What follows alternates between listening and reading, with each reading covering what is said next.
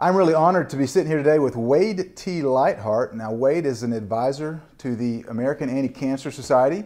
You're also a three-time former competitive bodybuilding champion in Canada, right? Yes, correct. And also a certified sports nutritionist? Yes, right? Exactly. So we got a lot in common, Wade. I'm really, we've corresponded over the years via email. Never met face-to-face till today, but really an honor to shake your hand. Hey, man. Great Glad to be here here with you. And Wade, not only do we have the bodybuilding in common, the former bodybuilding, but we also have families that have been very, very drastically affected by cancer. Absolutely. Cancer Cancer devastated my family. But you've lost to cancer as well. Why don't you share with us your story about your sister? Right, yeah. Well, it had a very strong impression on me because when I was 15 years old, my sister was diagnosed with cancer.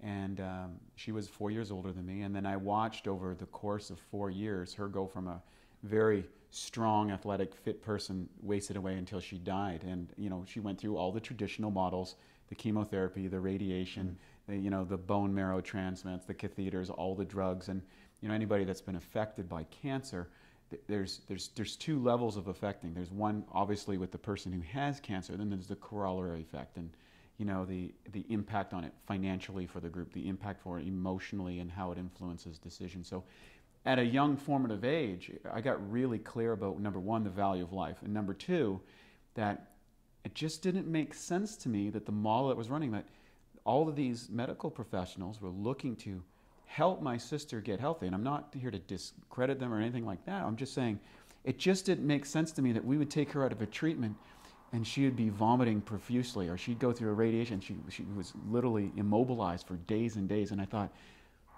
it just didn't make sense to me, and that made a strong impression to me. And then years later, I was able to determine and come across some influential people that really alleviated some of that stuff that was going on in my mind. To me and to you, it doesn't make sense, but we're not the only ones. This resonates with anybody really that just begins to think logically with common sense.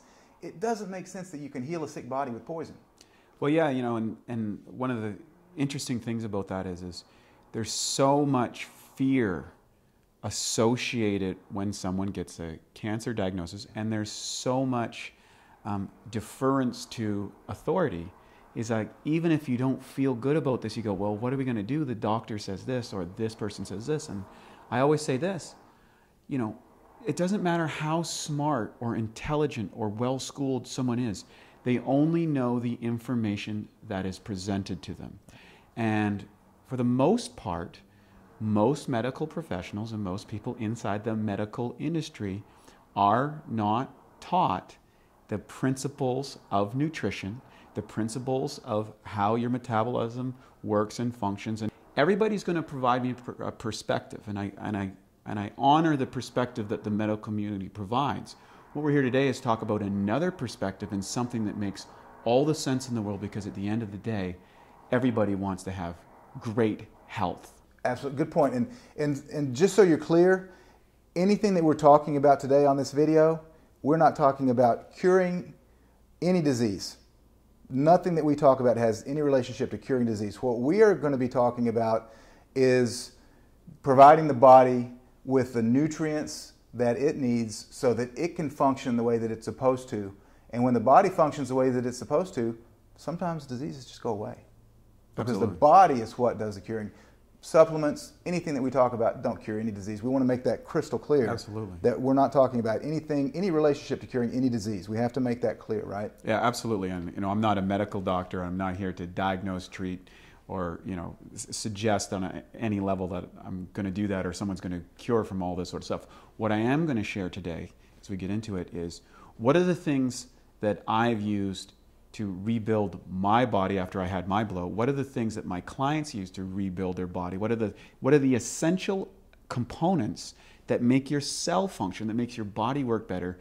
And ultimately, we believe that when you're faced with a crisis, you've got to make some determinations and some changes in your life. So talk about Dr. O'Brien and the Bernard Jensen. Well, this was the most remarkable story that I'd ever heard. And actually, I'll refer to the book by Bernard Jensen. The last book I think he wrote was a book called Come Alive. And it was the story about how Bernard Jensen overcame cancer and paralysis. And so basically the story went like this, and you can read Come Alive and check it out. I think it's chapter 13, How I Overcome Cancer and Paralysis. And what had happened is, inside of this, and this was also relayed to me by Dr. O'Brien, but I did my researching, and there's Bernard, that he writes it in his book. He's very clear about what he's doing. And of course, Bernard Jensen's one of the most famous health professionals ever, wrote 60-some books on health, and was the doctor of colon, you know, in iridology. He brought that back and all these things, and was very, very well known, but most people don't know he got very, very sick. And he was in his 80s, I believe. And what had happened, he had cancer, prostate cancer, PSA 16 count, metastasized to the bone. He was on a morphine drip. He was in the hospital. He was down to 78 pounds, I believe. So he was late stage. He was late stages. They said that was it. His wife calls in Dr. O'Brien because they had built a friendship 30 years before and knew that that O'Brien had this incredible track record, and called him and said, "Can you help the doc?" And Dr. O'Brien said, "Well, how bad is he?" And they said, "Well, they said he's going to die this weekend. Can you come in and start?" So, out of his friendship, you know, he took the risk. I mean, it's a big risk to come in there because, you know, everybody wants to label the guy as a quack or whatever it happens to be, even though he's from the traditional medical line. So we went in there, met O'Brien, talked to him, and said, to Dr. Jensen, and said, you know, do you want to come back? You're the last of the great greats. Do you want to come back? And he got him motivated to do it psychologically. So anytime you're looking to improve your health, that's the first thing. You got to get your mind in the right set. You know, the mind's got to be there. And the second thing, he said, okay, well, let's do this protocol. And what he did is he put him on a dose of massive amounts of a specific enzyme and a specific probiotic, 500 enzymes a day, 250 probiotics a day, or 200 probiotics a day. It was a 2.5 to 1 ratio. And there's reasons for that. We'll get into that. And infuse this into him at that point. So this is virtually a dead man. And when you see the pictures in Jensen's book, I mean, it's shocking. Well, 70 pounds. So, I mean, he's literally, as you've seen someone in an advanced stage of cancer or whatever, I mean, he's lying in a bed on a morphine drip. They're just trying to deal with the pain. You touch his skin, it's like whatever. You know, he's in excruciating pain. It's that bad. 8 weeks and 1 day later, he's cancer-free walking in the hills. Now, for me, when I heard that as an athlete, I was like, wow, you mean to say this? I said, this guy understands how to build the body from the inside out. That's a story that we were shared with by Dr. Nicholas Gonzalez in The Quest for the Cures. He's a medical doctor out of New York City, and he uses pancreatic proteolytic enzymes in his treatment protocol for cancer. Again, we're not claiming anything, we're just telling stories here, but that's one of the main staples of his treatment protocol, and he's had tremendous success with late-stage cancer and even cancers that are not even thought to be treatable today by conventional methods, like pancreatic cancer. He's got a pancreatic cancer patient that's 32 years from diagnosis. That's unheard of to live more than a year. Absolutely. But that's, and this goes back to it's called the trophoblast theory of cancer, which was initially brought to light by a Scottish embryologist named John Beard around 1902. And he wasn't legally able to treat cancer in people, so he began to test it on mice, and he found regression of tumors, and then through other medical doctors he began to test massive amounts of pancreatic enzymes, like you talked about, on head and neck cancers and other types of cancers, and saw 100% regression in these cancers. And this is the basis, the research basis that then Dr. William Donald Kelly, who was a Dallas dentist actually, began to use in his treatment protocols back in the 60s. Kelly was diagnosed himself with cancer, pancreatic cancer. He was told that he was terminal, that he should get his affairs in order to go to hospice, began to do the research, learned about Dr. Beard's work, and began to use pancreatic enzymes, massive amounts, as you mentioned, and completely, his cancer went into complete regression. And then he began to treat other cancer patients in the Metroplex, Dallas-Fort Worth. Medical doctors would actually send him their patients to a dentist. Right. And that's where the whole inception of this treatment protocol that Dr. Gonzalez uses now, it goes back to Dallas, and then it goes back to Beard over in the UK 100 years ago. But it's very well documented, and one of the interesting things that Dr. Gonzalez shared with us is that he was on a team of doctors that came down to look at the records of Dr. Kelly in Dallas, And he personally inspected over 10,000 records himself, and he found that this guy, Kelly, that was not a quack, that he had documented evidence that this is, I think it was in excess of 90% of the people that use this protocol went into complete regression. So it's really amazing that that enzymes are being used in the treatment of cancer. Now again, we're making it clear, we're not claiming anything. These are just stories that have been told to us by doctors that are using this as in an attempt not to treat cancer, but to give the body the nutrition that it needs so that it can take care of cancer on its own. By the time a person becomes 40 years old, and this is going back to Howell's research, they have less than 30% of the enzymatic capacity of their body. So what the body does is it starts shutting down non-essential functions. So I don't move as much, I don't have as much energy, my muscles start to waste away as we get older, we start converting muscle tissue to create enzymes, because an enzyme is actually a protein-based structure. And so the wasting away of muscle starts to happen. And we see that in the athletic world. We also see this when people are really ill. They start to waste away relatively quick. And that is because I believe that the body is utilizing its enzyme pool to try and deal with the situation. It just doesn't have enough workers. You know, and like me, I was running out of workers for my diet was going on. Same as Jensen. He knew everything about nutrition. He knew all about the health. He knew all about those things.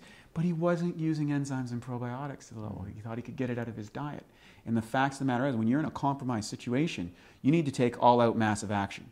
You know, you need to have not just a little bit of workers, you need to have a ton of workers. You want as many resources as you can get to the situation to fix that and start boosting up that level. If you're down to 30, and let's say, you know, recovery is at 40%, you've got to find the fastest way possible to get to that level at least, and then somehow to maintain that once you get to level. And we can't predict what those levels are, or what the doses are, or what's the exact, that's not an exact science, but what we can say is, based on what we've observed from Gonzalez, from Beard's work, from Howell's work, from all of these guys, they're all saying the same thing, that once you have enough workers inside the system, that the body now begins to heal itself or overcome whatever challenges it is. And that's been my experience, and it's been the experience of, you know, thousands of people that we've worked with. Yeah, absolutely. And you know, when you look at cancer, is really one of the common traits that I've read from different people that study cancer is that it's really a disease that results from an inadequate protein metabolism. Yes. So you've got the inability to digest proteins, which is why proteolytic enzymes are so important, not to treat cancer, again, not to treat cancer, but to give your body what it needs so that it functions properly. You have developed one of the most potent proteolytic enzymes that's available. So talk about your enzymes that you've developed, and also the combination of the enzymes with the probiotics. Yes. And why they work in a synergy together. Absolutely. And you know, it's kind of ironic. I developed this enzyme specifically to optimize protein assimilation, digestion, and metabolism inside my body so I could be a better athlete. And it worked really well for that. We've got like thousands and thousands of bodybuilders that are started using enzymes to enhance their muscle building. And then what happened is somehow some doctors in Pakistan got a hold of it, and they started ordering massive amounts of our product because they were using this in conjunction with their protocols to treat cancer. And I thought, well, that was kind of weird. I never anticipated that.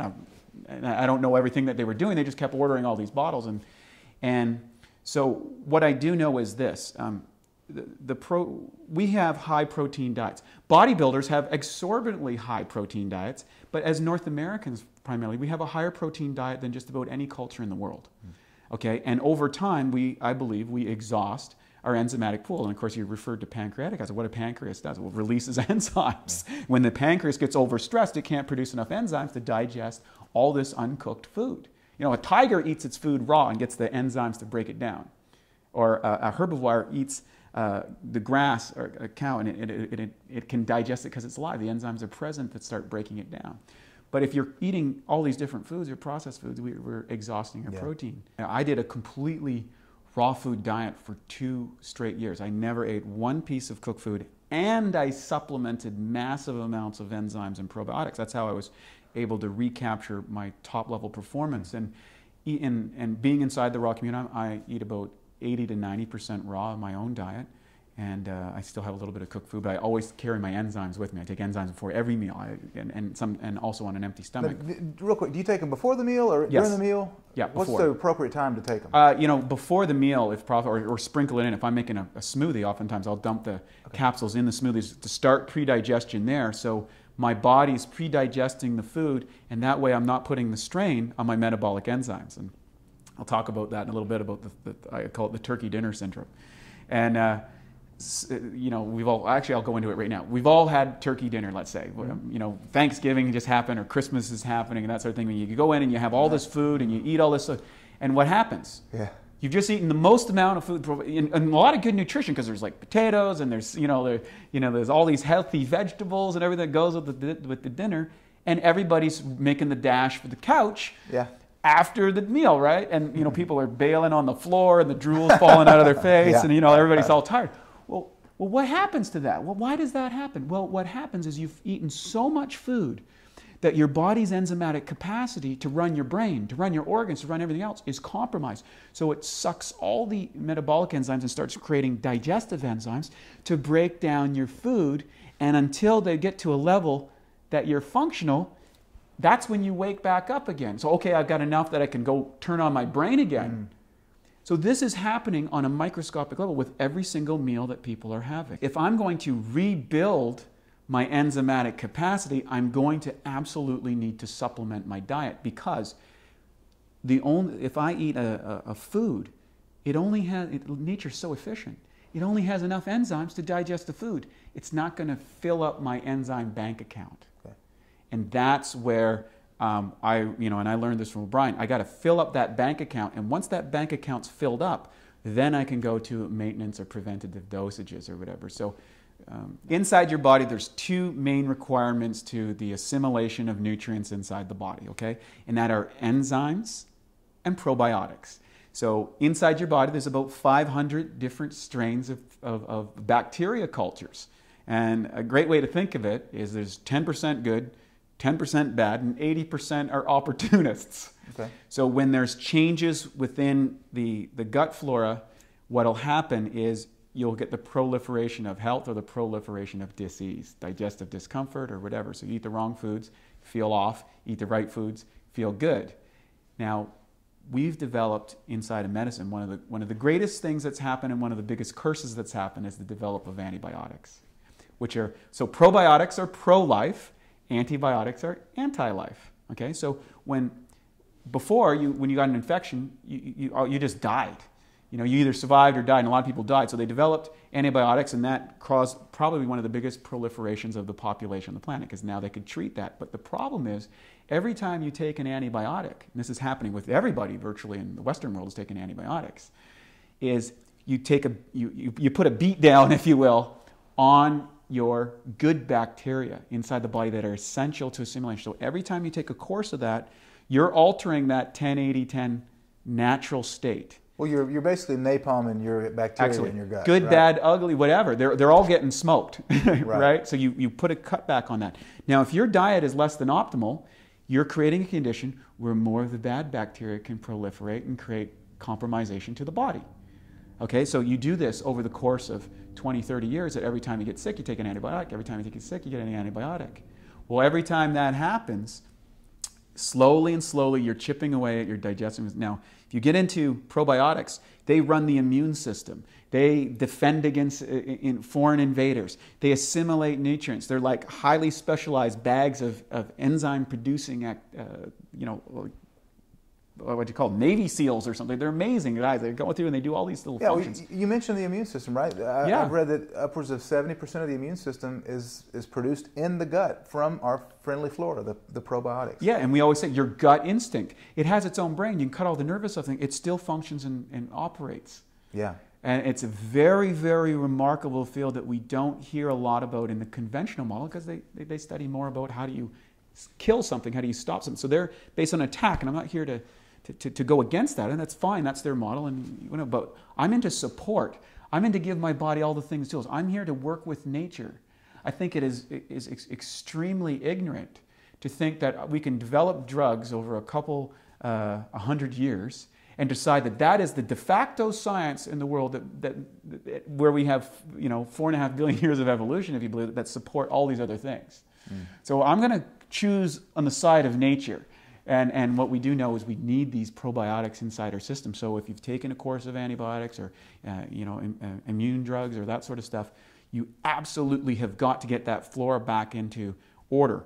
The other thing is when you're dealing with all kinds of detoxification of the system, because I believe that most diseases are some form of auto-intoxication. In other words, your body can't metabolize the toxins that it has. It's like when you're 20, you seem to be able to recover from things faster than when you're 40, or faster than when you're 60, or faster when you're 80. Why? Well, you don't have enough tools to deal with the resource. You increase the tools, you increase your capacity.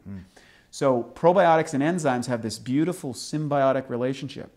What happens inside your body, inside of digestion or assimilation of nutrients, is your body, you eat the food, you start masticating, some enzymes are released in the mastication of the food. It goes into the upper cardiac portion of the stomach. This is where the natural enzymes present start breaking down the food. If there's no natural enzymes present, you don't break down that food, and there's several amino acids that need to be broken down at that critical stage, or they become a potential toxin in the digestive tract. Then what happens after about 30 minutes, the acid starts to come into the digestive system, start to further break down and disinfect from any foreign invaders.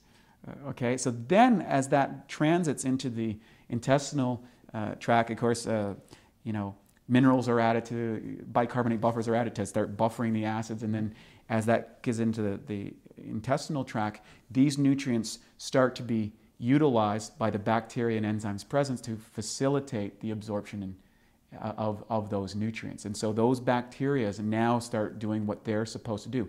And if you don't have them present, particularly on those proteolytic bacteria, because this is what we find is the biggest challenge, you don't have those present at that time, now that protein's sitting in your digestive tract and now becomes food for the bad bacteria.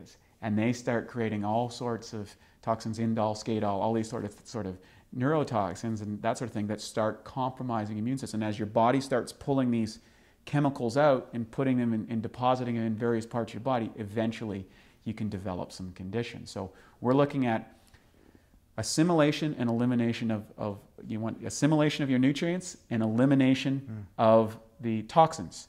And the two things that do that are enzymes and probiotics. So it just makes all the sense in the world to make sure that when I'm eating, that I'm adding enzymes to that and probiotics overall in general to combat just what we're dealing with in the world today. Yeah. No species has like the proliferation of chemicalization and toxicity, herbicides, pesticides, fungicides, drugs, chemicals, food additives, dyes, all these things are now going inside our body. And each one of those, if it's not a nutrient, it's a toxin. And that means it takes a drain on our enzyme and probiotic levels. So sooner or later, there's just not enough workers to handle it, and you enter that, you drop below that optimal level, and now your body can't deal with it. So the development of some sort of disease. Sure. How can people learn more about the enzymes, the probiotics that you've helped to develop? Yeah, so basically just come to our site, which we have here on the page, and they can check out, and we talk about the different types of enzymes, and we go into detail about, the protease and amylase and lipase. We do contain all of those. We do have what is the most commercially powerful proteolytic enzyme formulation on the planet. That's our main product. And then the probiotic strain we have is very unique. It's a proteolytic bacteria that has been actually mutated to create a superbacteria. So we know about the superbacterias that are in the hospital causing problems. But this is a super good bacteria. This is a super good bacteria. So we took it through a mutation process. The U.S. patent that's on it. So the doctor that developed it created a U.S. patent that's antiviral, antiretroviral, proteolytic, okay, and it's shown to shrink tumors in mice and that sort of thing. I'm not saying that's going to do that in anybody's thing, or I don't want to make that claim, but that is what the U.S. patent has given a patent for that probiotic. So when you put that inside your body, we know that you're going to give yourself the best chance to break down and assimilate all the protein and get that undigested stuff.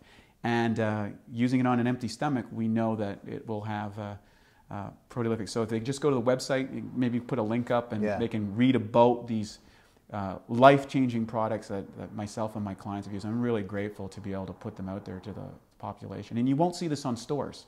To get this at a store shelf, it'd be so exorbitantly expensive. Because just so you know, when you're developing enzymes, most store companies, that they know that the most expensive part of developing an enzyme is the protease. It takes weeks and weeks and weeks. These are grown on specialized cultures. They're cultivated. They're hundreds, if not thousands of times more powerful than an enzyme that you would get in a food. So this is a highly concentrated form of enzyme. And to sell that on most store shelves, it would be significantly higher than a typical brand of enzymes. And that's why we make them available to people directly from us. We ship them directly to you so we can reduce some of the costs, because they're not inexpensive, but they are extremely effective. Well, Wade, I'm so glad that you have gone out on a limb, so to speak, and have taken the time to develop these products, because the combination of the enzymes with the probiotics is a really potent 1-2 punch. And I'm speaking personally, I take your enzymes and the probiotics every day.